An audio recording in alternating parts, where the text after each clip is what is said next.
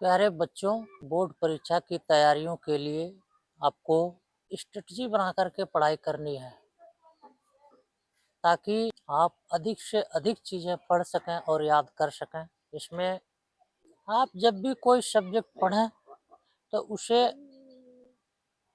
2-3 बार repeat करें, ताकि आपको याद करने में आसानी हो।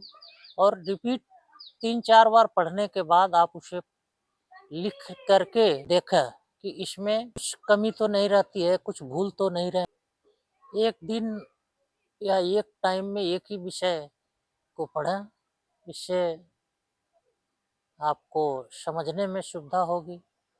तमाम कई विषयों को एक साथ आप पढ़ने की कोशिश करेंगे, तो सारा सिस्टम जो है खिचड़ी हो जाएगा और उसमें आपको लगेगा याद हो गया है, लेकिन जब लिखने बैठोगे तो भूल जाए। फिर बाद में होता है कि अरे हमने तो पढ़ा था ये सारा चीज़, लेकिन उस समय याद नहीं आया जब पेपर हाथ में आया तो इन सब चीज़ों से बचने के लिए आपको एक टाइम में एक ही विषय आप पढ़ें और उसे कई बार रिपीट करें। जितनी बार आप रिपीट करोगे, इससे आपको बड़े से बड़े प्रश्न जल्दी से जल्दी और कम समय में याद हो जाते हैं। आप बार-बार रिपीट करेंगे तो परीक्षा में बैठेंगे जब, तो आपको ऑटोमेटिक याद आएगा कि हाँ, हमने ये चीज़ पढ़ा है और इसका ये आंसर है। कोई भी विषय आप पढ़ें, तो एक टाइम में एक ही विषय को पढ़ें और उसे अच्छी तरह से दोहराएँ, 2 बार, 3 बार, 4 बार पढ़ें।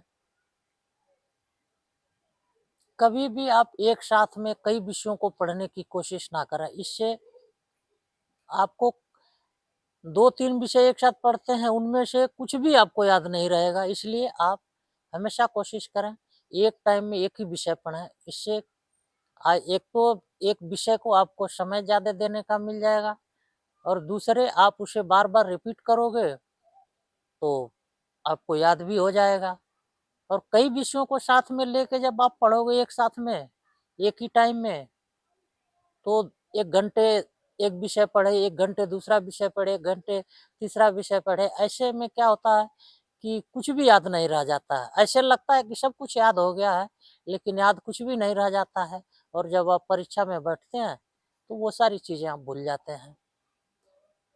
फिर पेपर दे के जब घर बाहर निकलते हैं, अरे यार! हमने तो ये चीज़ें याद कर रखी थी और ये तो मुझे याद था, लेकिन उस टाइम याद नहीं पड़ा, ऐसा लगता है। तो वो चीज़ नहीं होनी चाहिए, इसलिए आप बोर्ड परीक्षा की तैयारी कर रहे हैं, तो आपको हमारा सजेशन है कि आप एक टाइम में एक ही विषय पढ़ें, चाहे 4 घंटे टाइम दे रहे हों, चाहे 6 घंटे टाइम दे रहे हों। आप एक ही विषय को जितनी बार रिपीट कर सकते हैं, जितनी बार रिवाइज़ कर सकते हैं, उतनी बार आप करें।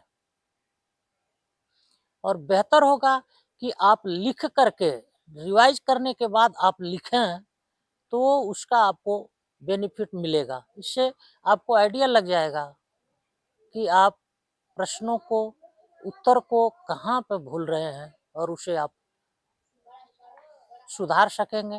प्यारे बच्चों, आपको बोर्ड परीक्षा के लिए सजेशन का यह मेरा 15वाँ एपिसोड होगा और इसमें हमने आपको याद करने के तरीके से लेकर के लिखने के तरीके, सारी चीज़ें बता रखी। आप इन सब वीडियोज़ का अगर उपयोग करते हैं, आप इन्हें सुनते हैं, तो मुझे उम्मीद है कि आपको बोर्ड परीक्षा में किसी भी तरह की परेशानी नहीं होगी।